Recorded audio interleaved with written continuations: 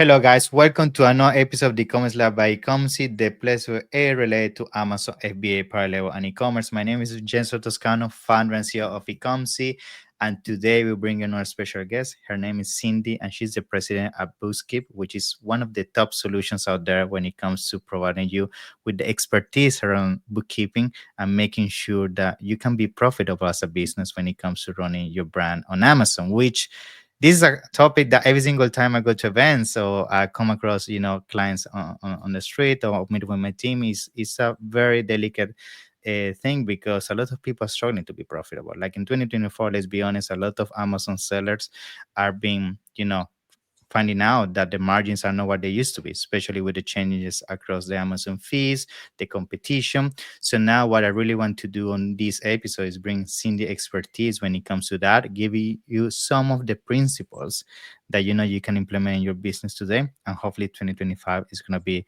a much greener year when it comes at least in numbers for your business. So Cyndi, welcome to the show. How you doing? I'm doing great. Thanks for having me. Pleasure. Thank you so much for coming. Been following you for a while now. I love what you do around, the bookkeeping space. I think it's one of those topics that, sometimes people might feel that it's not as sexy as PPC, branding, and all of that. But let's be honest, it's the foundation of a business. Like if the numbers don't work out, business is dead. So it's the most important thing, right? So I guess before we dive into the topic and everything we're going to be talking today, which is profitability, tell us a little bit about yourself and your company for those that might not know you. Yeah. Okay. My name is Cyndi Thomason. I'm the founder of Bookskeep. We've been around for 10 years, just celebrated our 10th year anniversary. Congrats. I'm, Thank you. Also, the author of Profit First for E-commerce, which is this book, which Love it. is to the place. Mhm. It's actually 6 years old next week, which blows my mind. Wow. So excited about celebrating that anniversary. But the new thing for me that I'd just like to introduce is your profit team. Your profit team is just starting in January of this year, and I'm the founder of that. Basically, what we have encountered with folks over this last year is a real struggle with profitability. And Profit First has always been our go-to tool to help them. But we're seeing that they need more than that, and they really need to spend more time looking forward and thinking about their numbers from a forward-looking space. Bookkeeping, while I love it and got a lot of experience there, let's face it, it looks backwards, and that's instructive. But I think our clients also need to be looking forward, and that's what your profit team focuses on. Let's look forward, get cash flow under control over a 13-week period, and then start to really understand the movement of cash in our businesses. So that's Yes. created out of, unfortunately, a lot of need that we're seeing in the space.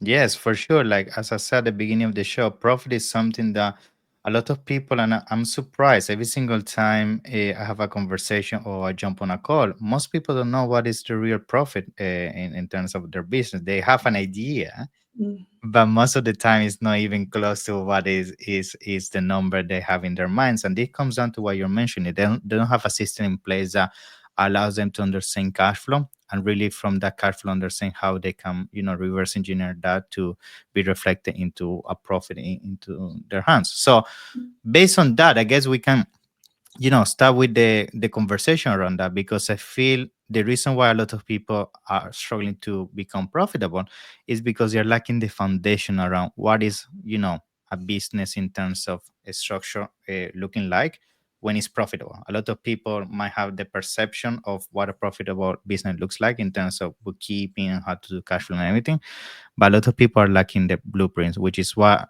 I want high level kind of cover today. So tell us, we can start with the basics, like maybe the mistakes that you're seeing when you're having these calls with Amazon sellers and everything. What are some of the things people keep neglecting that you're saying, wow, this is what is effectively making your business not being profitable? Yeah.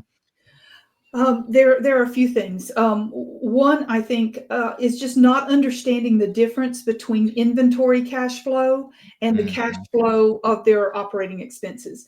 So typically, our clients are private label.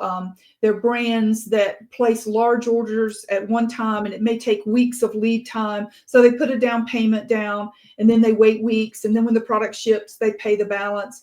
and then they've got to get it into Amazon or whatever platform they're selling. And it just takes a long time for that cash to turn over. And they don't really have a sense for how that works.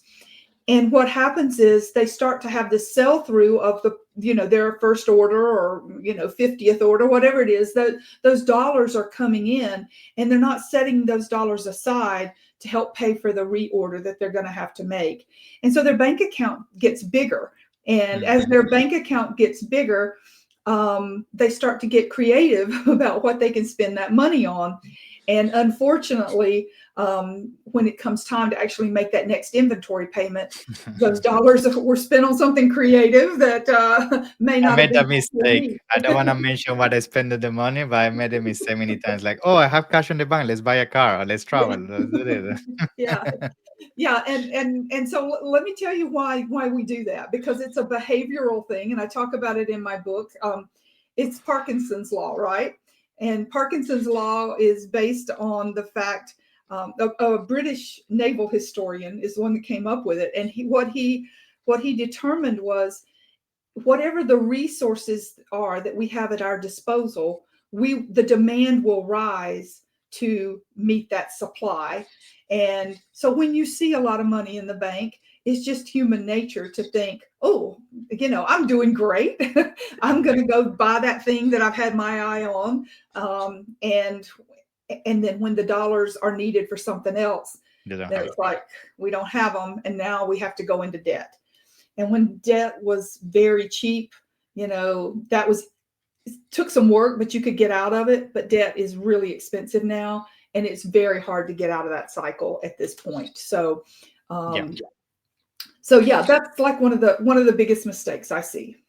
Yeah, I would say just to go a little bit deeper on the mistakes, because something that even myself I have done it, is some of the struggles is that when you start having this cash flow that comes into the business, and as you say, this pile of money starts to get built up, it's sometimes difficult to understand like what kind of percentage of this pile I can essentially spend without essentially limiting the performance or the potential expansion of my business, which is essentially what you're saying. When those big payments come from the perspective of hiring somebody or inventory, I just spend just enough to not go under that baseline that would allow my business to stay healthy. So how do you define those baselines? Because it can be tricky, to understand. I always had to have 100K on my bank no matter what. You see what I mean? So is there a Right. formula for that? Yeah, yeah. Right. Yeah. You can do it that way. Another way to do it, and this is what we recommend for our clients, is to create bank accounts that Nice. are for a specific purpose. So create a bank account for your inventory, and Mm, create a bank account for your OPEX. Create a bank account for paying yourself and taxes. And that's really the foundation of the profit first system, is, first of all, understand this Parkinson's law and how it works on us. But then the other piece of it is use your bank accounts so that your money is sitting in an account with a specific purpose. So 100K may be a good baseline for one business, but it may not be for a different business. And what Profit First does with these bank accounts is let you understand what those numbers are for you. And if they're not where they need to be, if you're not paying yourself, or you're not putting aside money into a profit account that will grow over time and become partially a rainy day fund, mhm. if you're not doing those things, it highlights it, and it allows you to see this is an area to improve on. And if I can just pull 1% into my profit account, then next quarter I can identify some other expenditure in OPEX that I can cut down, and I can put 2%. And it becomes a system that actually feeds itself to help you understand what dollars are available for what purpose.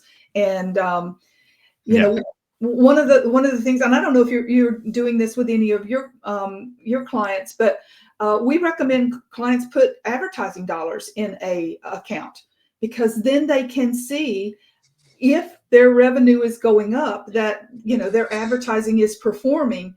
Those dollars then can come back in to show that this is an effective strategy. I um, agree. I agree. yeah. Yeah, something I love about this strategy, and now actually I started to do it after reading a Profit First as well, is like by having multiple bank accounts, what I have figured out, which I wasn't doing before, is that you condition everything that happens in terms of the finances of your business to operate with a percentage that has to go toward profit at all times, which I think is the mistake everybody does. People, when they getting started with the Amazon business, they just put everything back into their business, which again, it makes sense. But to some extent, you have to figure out if the business long term is going to have the bandwidth to allocate a percentage for profitability, which that's where most people struggle to bring that percentage back into their calculation, and they never become profitable because the business was never running with a stake being taken for the money to go towards profit, which is why I like the system, in the first place. Yeah. Yeah, and that's one of the things we recommend for our clients when they are going through and developing a new product. For example, we tell them run it through our product profitability worksheet, and where you build profit into it.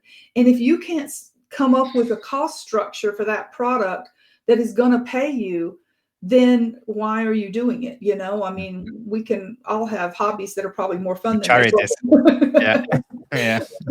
So yeah, just you've got to build the business with profitability in mind.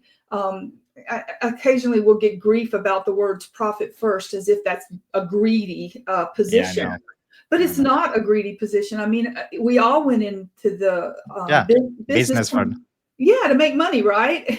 And by making that money, we get to employ other people, and we get to have a lifestyle that is what we envisioned. And if what's really sad to me is when people put their savings into their business and they don't have profitability designed in, and they're spending lots of time trying to get something going, and they're not making money, and then their family is like, oh, well, we never see you. So it's financial struggle, and then it's family dynamics that are struggling. So profitability really is it's not a dirty word. It's really Yeah. what allows the whole engine to work, and create the lifestyle for ourselves and for our employees, and for Of those course. vendors that we work with, right? Super So important. Yeah, yeah. super important. I think it's good that you brought that to the table. Like, profit, it has to be part of the equation at all times. Otherwise, you might as well just stay with, a regular job, or not put all the sacrifice, as you mentioned, in terms of time with family or friends, because yeah, that's essentially the outcome that we want to achieve, to not only change our lives, but people around ourselves. Right. Now, when it comes to this process that we're talking about in terms of profitability, and then of course we can go back to other mistakes people are doing. When it comes to that, what is the frequency you recommend people run into this process of checking, all these bank accounts and everything? Because some people might only do it on a yearly basis, which maybe is not not frequent enough to identify issues, or some people do it weekly, which is maybe too much, and then you make decisions based on emotion. So Yeah. what is your balance there? Yeah.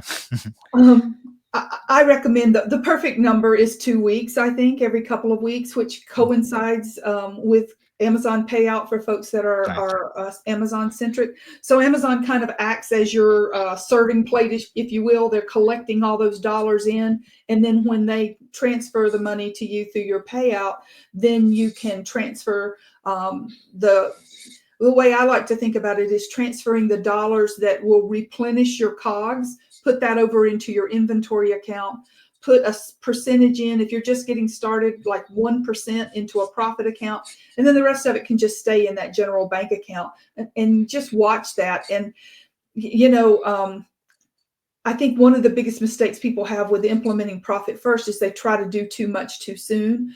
Um, Yes. there's like 5 foundational bank accounts, and if you try to do all 5 at one time when you've got a heavy cash flow around inventory, there just isn't enough left to go into all of those buckets. So instead of diving off the cliff and doing all 5, I recommend people just starting slowly, and we kind of like walk in from the beach and get used to the water. And so just a couple of accounts, the inventory account, the profit account, and then the account that you've already got, allows you to see the dynamics of what's flowing. And if it's hard for you to do that every 2 weeks, then you can do it every week. But the goal is to get to every 2 weeks, because what starts to happen is you start to see the pattern. If you're doing it every day, you don't get a sense of pattern. If you do it every 2 months or 90 days, it's too big to understand as well. So every 2 weeks you can start to see, okay, those dollars have built up in my Amazon account. The day that it hits, this is how much I'm putting aside to replenish my inventory. This is the amount I'm starting to set aside for profits. And then the rest is what I'm going to use to operate my business on. And the hard part there is that's a littler piece of the pie, right? I Because know. you've just taken that inventory, I call it inventory float. You've taken it out of the picture now because now you can't spend it. And you have to look at those dollars that are left in your OPEX account or your business checking, whatever you call your standard account. And you have to say, okay, what am I going to do to operate within this bucket of money that I've got? And Yeah.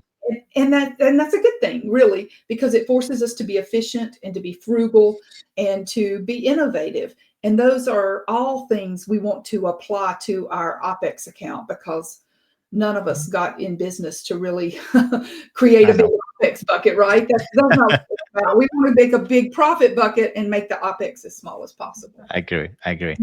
Awesome. So now jumping into other things that you're seeing, like we already mentioned, like the inventory side of things, which I agree. I see that mistake all the time and the way people attribute that within their bookkeeping. What other mistakes are you seeing as well that are heavily affecting profitability of sellers? Yeah. I don't. I see that folks are not adjusting quick enough to the changes that are Mm, happening. Um, I did a deep dive in August, looking back at what had happened for the first 6 months of the year, and it was really alarming to me because mm, revenue was up, um, gross profit was down, and ad spend stayed about the same. That was interesting. And this was looking at my client base, which is about okay. 130 clients. So it's a small data set. I don't know that I wouldn't dare claim it's statistically Yeah. significant, But but still, it's an insight. Yeah. yeah, it's better than Yeah. one, right? Mm, And so so gross margin was down about 8%. But here's the mm, kicker: net margin was down about 19%. wow. And it took people from being just above the profitability line to significantly below it. And that's a scary place to be.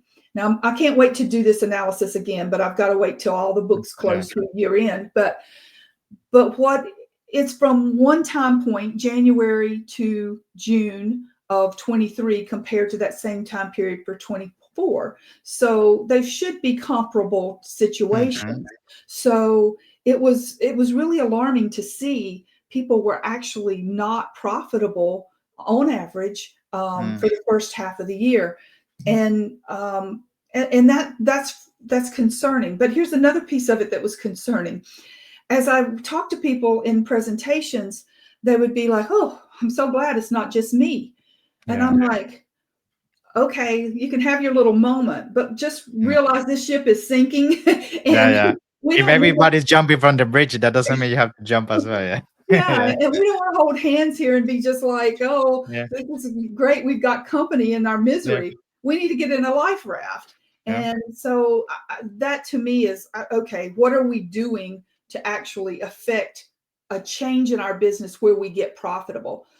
And so from looking at it, if gross margin was down and ad spend stays the same, which is below the Yep. gross margin, the rest of that difference was just in OPEX. So people are spending money on OPEX that is not something that generates revenue for their business.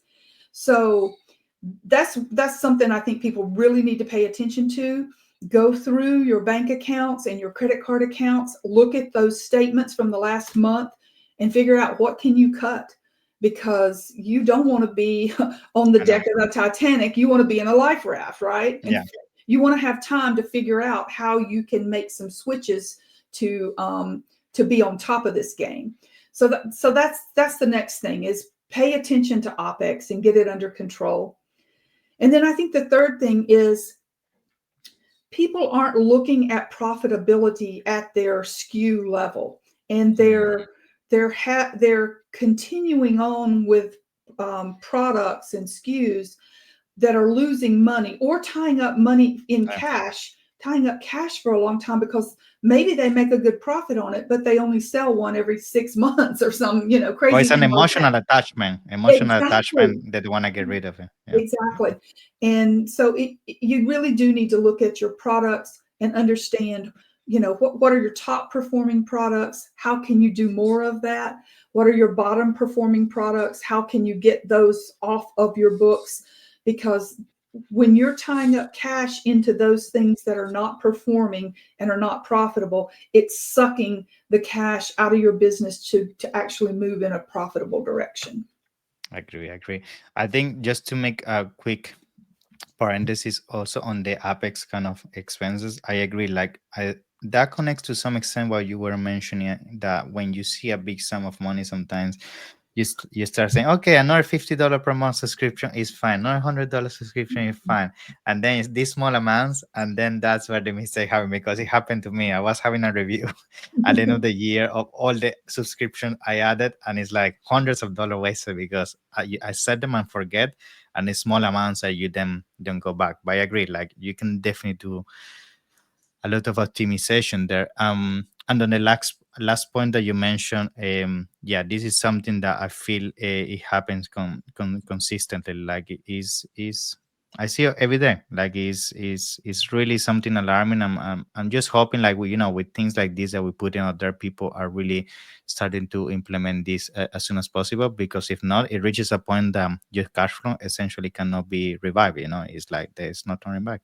Yeah. Right, right, and the option of going and getting a loan, yes, that's Mm, out there, but it's a really hefty price tag. And if your margins are already slim, when you take that loan, then you're adding another cost, the cost of the exactly. borrowing cost on there, another barrier to profitability. So I know it's oftentimes the only position that you're in, Yeah. but once you're in that position, then you've got to just start really getting ruthless about the financial decisions you're making. Because if if your margins are slim and you're borrowing that money to keep you afloat, that's not a long-term solution. It's not going to survive without Yeah. some intervention getting that under control.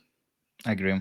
Now, just to make also a take on everything we've been mentioning in terms of margin, do you also potentially could attribute this lack of profitability to everything that's been happening with the increasing Amazon fees and everything? Is that something that maybe on your insights you saw operational costs, shipping, and things are having a heavy increase as well across your clients, for example? Yeah. Yes, when I looked at the cost of goods sold numbers across all our clients, the Amazon fees went up 4%, Hmm. and the cost of goods numbers. So that could either be shipping or the product costs themselves, or packing or whatever. Hmm. Um, that was the other 4% that of increase Hmm. in cost. So yeah, Yes. it's every direction. It has its hand out taking money out of your pocket. Yeah, Um, for sure, for sure. Cool. Now, I guess to start wrapping everything up, like I think something that sometimes can be overwhelming for sellers is that they're hearing all these recommendations and everything makes sense, but because it happened to me, sometimes you open your books, you open your bank accounts, and it's so messy because you haven't done it for months or sometimes years that you don't know where to start. Like it's you get overwhelmed. So I guess what is your recommendation for those people that are listening to this and say everything makes sense, but how do I make my first step and make it happen?